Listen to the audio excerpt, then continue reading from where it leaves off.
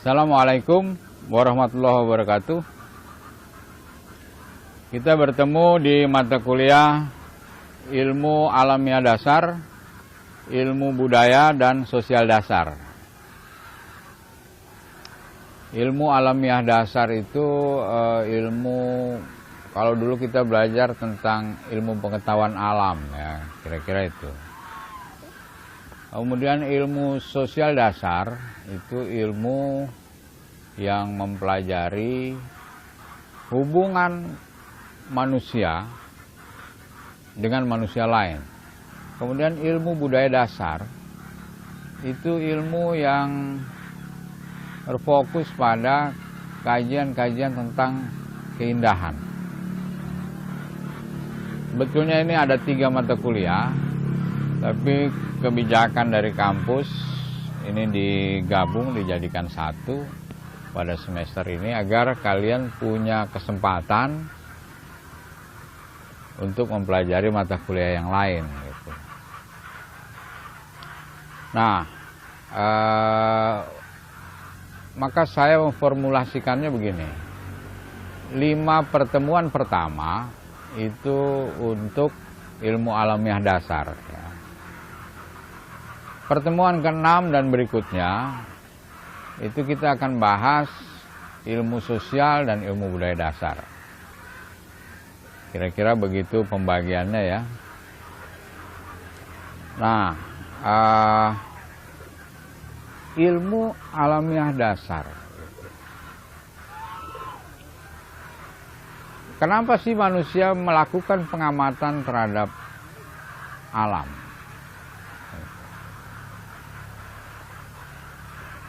Itu semua karena didorong oleh rasa ingin tahu. Rasa ingin tahu yang begitu kuat dari manusia. Istilahnya adalah curiosity. Gitu kan. Keingintahuan, rasa keingintahuan manusia. Bedanya dengan binatang atau hewan, ya hewan juga punya rasa ingin tahu gitu. Tapi itu hanya terbatas pada hal-hal yang didorong oleh keinginan untuk makan, dan dorongan yang lain adalah dorongan tentang keamanan dan keselamatan. Kalau ada binatang yang mencari makanan, itu didorong oleh rasa ingin tahunya. Kemudian dia menghindari hal-hal yang pernah dialami yang mengancam keselamatannya. Itu juga rasa keingintahuan dari hewan. Insting, insting dasar, basic insting. Begitupun manusia gitu. Tapi manusia disempurnakan rasa ingin tahunya. Tidak hanya terbatas pada persoalan-persoalan memenuhi kehidupan makannya gitu. Tapi juga selain makan dan keselamatan, ada hal-hal yang lain gitu, yang mendorong manusia selalu menggali, mengeksplor gitu, pengetahuan. Tujuannya apa? Tujuannya agar hidup manusia itu lebih mudah dan hidup derajat manusia itu terus naik. Gitu. Itu tujuan manusia mempelajari pengetahuan alam. Tadi didorong oleh curiosity yang kuat. Curiosity itu unlimited, tak terbatas. Manusia sudah menemukan, terus rasa ingin tahu itu terus ada gitu. Nanti ada penemuan lain. Setelah itu dianggap benar, ternyata berikutnya ada penemuan lain lagi. yang membuktikan bahwa sebelumnya tidak tepat gitu. Berkembang terus gitu. Nah, kaitan dengan ilmu pengetahuan alam tadi didorong oleh rasa ingin tahu manusia, maka manusia melakukan pengamatan. Pengamatan yang pertama itu tentu saja dipengaruhi obsesi ya, obsesi dari manusia itu. Nah, hal-hal yang menarik obsesi, menarik minat itu kan tentu hal-hal yang besar-besar ya. Maka yang diamati manusia itu hal yang besar-besar. Gitu. Apa? Matahari, gitu kan. Setiap pagi matahari muncul, terbit di timur, dan bergerak terus sampai dia tenggelam lagi. Keesokan harinya muncul lagi di tempat yang sama, gitu, dan tenggelam di tempat yang sama juga. Nah, itu terus diamati. Perputaran itu membuat manusia menganggap benda yang berputar itu adalah matahari. Ya. Matahari berputar. Pada masa yang sama, maka membentuk satuan waktu. Pada masa yang sama. Bulan, ternyata begitu juga. Planet-planet lain, bintang-bintang, begitu juga. Muncul, bergerak, kemudian hilang, besok muncul lagi. Nah, maka dari itu manusia beranggapan bahwa benda-benda langit itulah yang mengelilingi kita. Karena kita berpijak di bumi, maka manusia beranggapan benda-benda itu mengelilingi bumi. Artinya apa? Bumi sebagai pusat. Maka konsep itu disebut geosentris. Geo itu bumi, sentris itu pusat, menjadi pusat, center. Nah, anggapan itu berlangsung terus, dianggap benar gitu ya, oleh masyarakat pada masa itu. Sampai Kopernikus mengemukakan konsep yang lain. Konsep yang lain dari Kopernikus apa? Oh, bukan matahari yang berputar mengelilingi bumi. Soal ada siklus berputar, iya. Tapi matahari adalah pusat. Bulan, planet-planet lain, termasuk bumi, itu berputar mengelilingi matahari. Setiap kali ada anggapan baru yang muncul, tentu saja menimbulkan pro dan kontra, kontroversi. Nah, biasanya anggapan-anggapan yang bertentangan dengan otoritas atau penguasa itu dianggap menyimpang, dianggap orang gila. Banyak ilmuwan-ilmuwan kita yang harus berhadapan dengan kematian ya, karena mengungkapkan penemuan barunya yang ternyata bertentangan dengan konsep yang dianut oleh penguasa. Galileo pernah juga dikejar-kejar.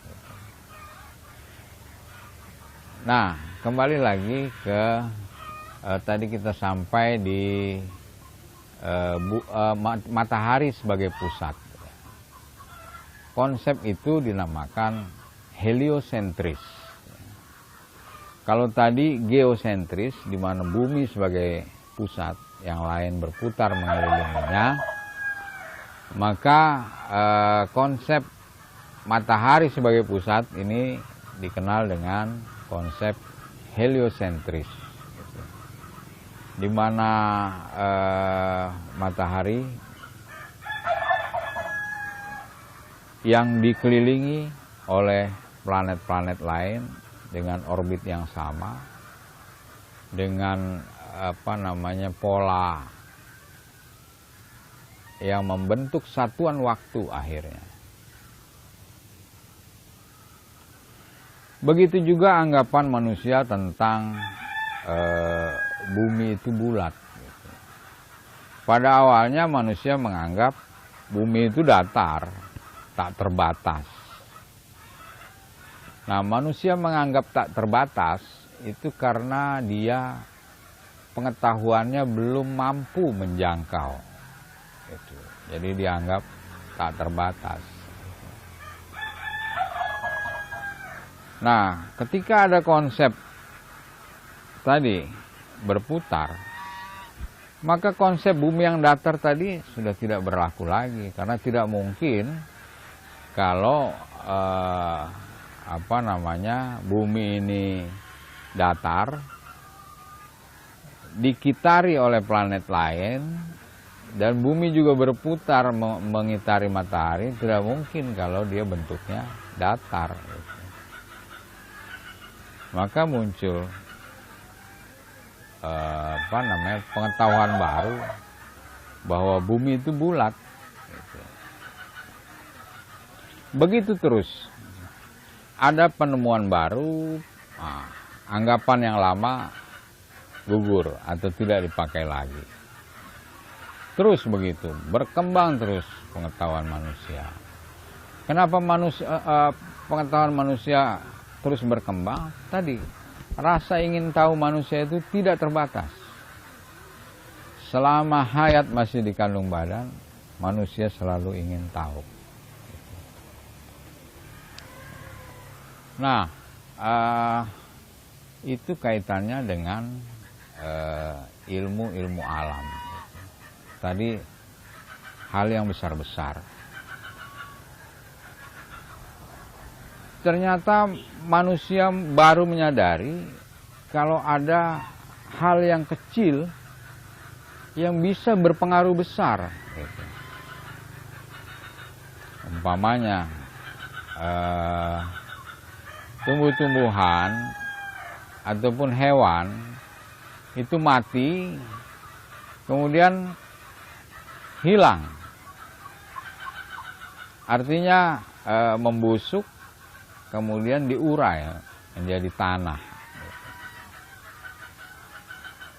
Nah, apa yang menyebabkan bangkai tadi ya, yang sudah tidak bernyawa tadi ini hancur? Ternyata itu dilakukan oleh pengurai. Pengurai itu pastinya makhluk hidup yang kecil-kecil. Nah, manusia mulai beralih memperhatikan hal-hal yang kecil sekarang. Tadinya yang besar-besar. Nah, kemudian manusia beralih ke hal-hal kecil. Tentang, kalau yang hidup ya, itu tentang bakteri, jamur, kemudian virus, kemudian lagi amuba, dan lain sebagainya. Itu yang kecil-kecil. Ternyata yang kecil ini bisa membunuh manusia. Sangat kecil. Nah, perhatian manusia tertuju pada hal-hal yang kecil. Maka muncullah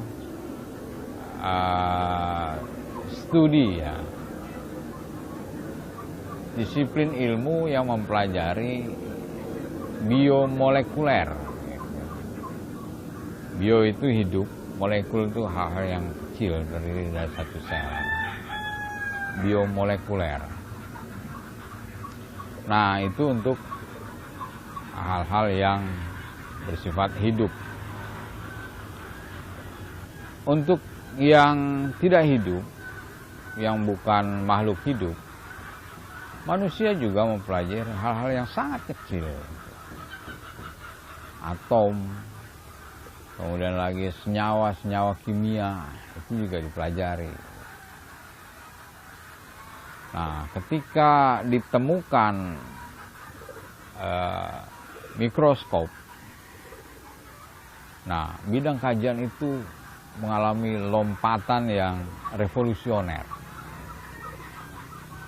Cepat sekali penemuan-penemuan itu terjadi.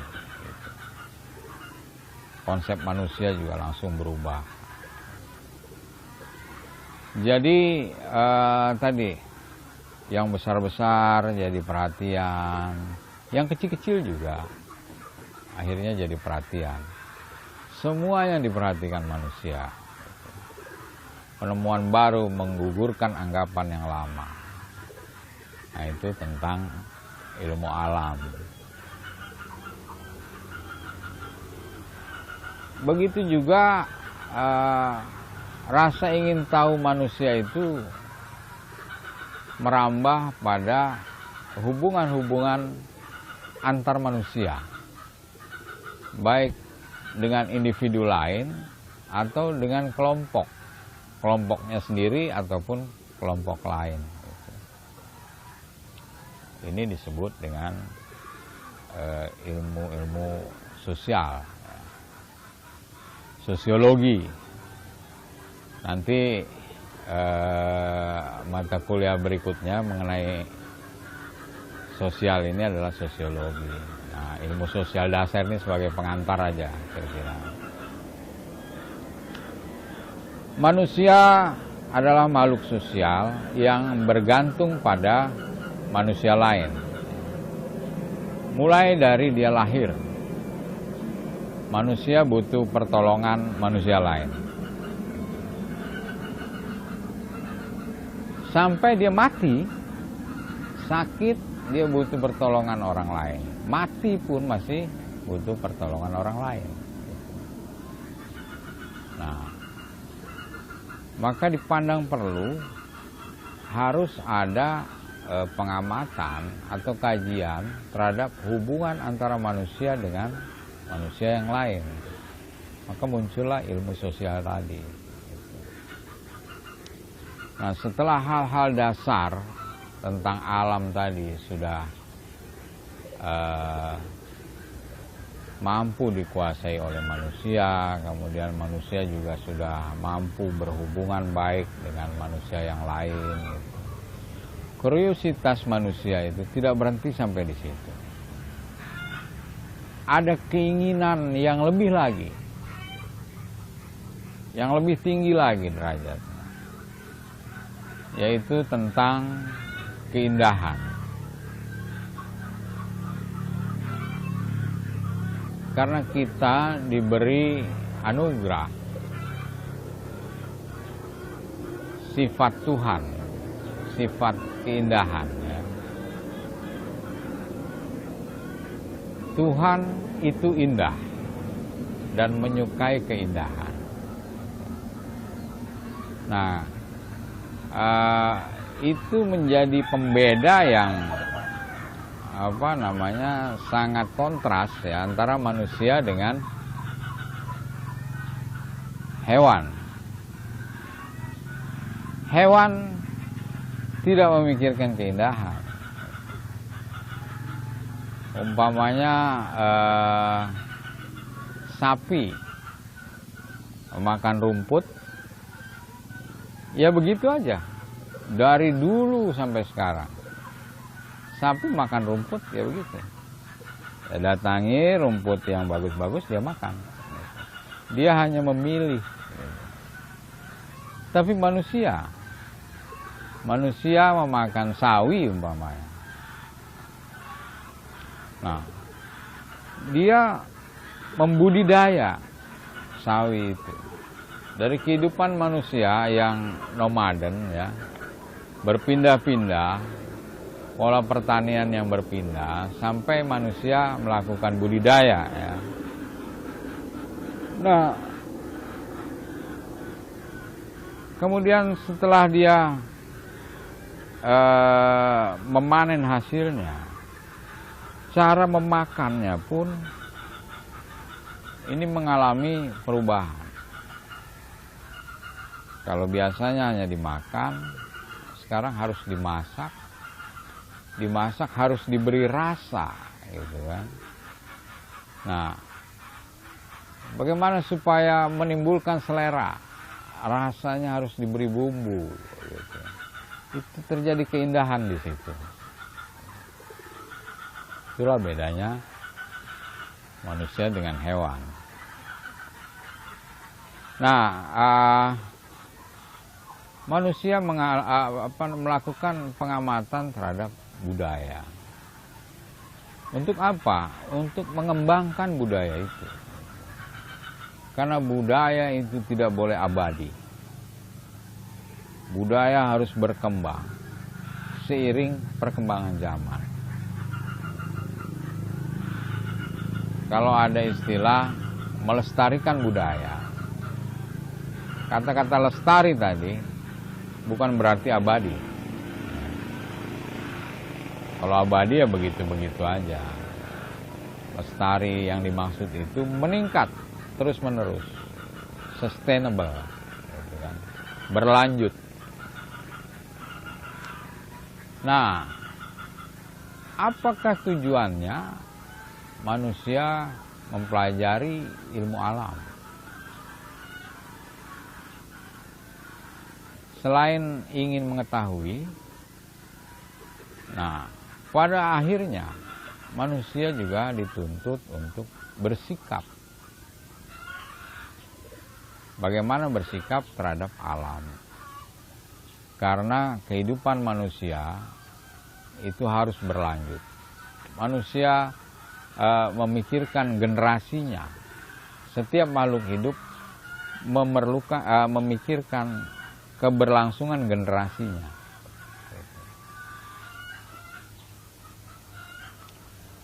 Begitu juga dengan ilmu-ilmu sosial, bertujuan menjalin hubungan baik antara manusia dengan manusia. Kemudian juga dengan ilmu budaya. Budaya adalah hasil akal budi manusia untuk meningkatkan derajat kemanusiaannya. Jadi kalau ada peristiwa perusakan, vandalisme, ataupun pembunuhan, apakah itu peristiwa budaya? Kalau tujuannya untuk merusak, bukan peristiwa budaya. Itu perlakuan orang yang tidak berbudaya. Nah, berbeda kalau umpamanya dia merusak sesuatu untuk membangun yang lebih baik lagi. Umpamanya ada gedung tua gitu kan, dan dihancurkan untuk dia bangun lagi gedung yang lain yang lebih baik, lebih indah, lebih bermanfaat buat manusia. Itu kegiatan budaya juga. Jadi kira-kira itu ya yang nanti bakal kita bahas selama kira-kira 10 kali pertemuan ya. Jika ada hal-hal yang ingin saudara-saudara tanyakan, silakan sampaikan melalui chat di WhatsApp grup. Mudah-mudahan ke depan kita bisa lebih lancar lagi dalam berkomunikasi. Saya harus berterima kasih atas perhatian kalian karena tidak mudah mengikuti mata kuliah ini yang hanya menonton saja begitu. Kita terbatas dalam berinteraksi gitu. Untuk itu sekali lagi saya sampaikan terima kasih dan mohon maaf atas segala kekurangan dan keterbatasan ini. Sampai ketemu di pertemuan-pertemuan kita mendatang. Billahi taufik wal hidayah. Wassalamualaikum warahmatullahi wabarakatuh.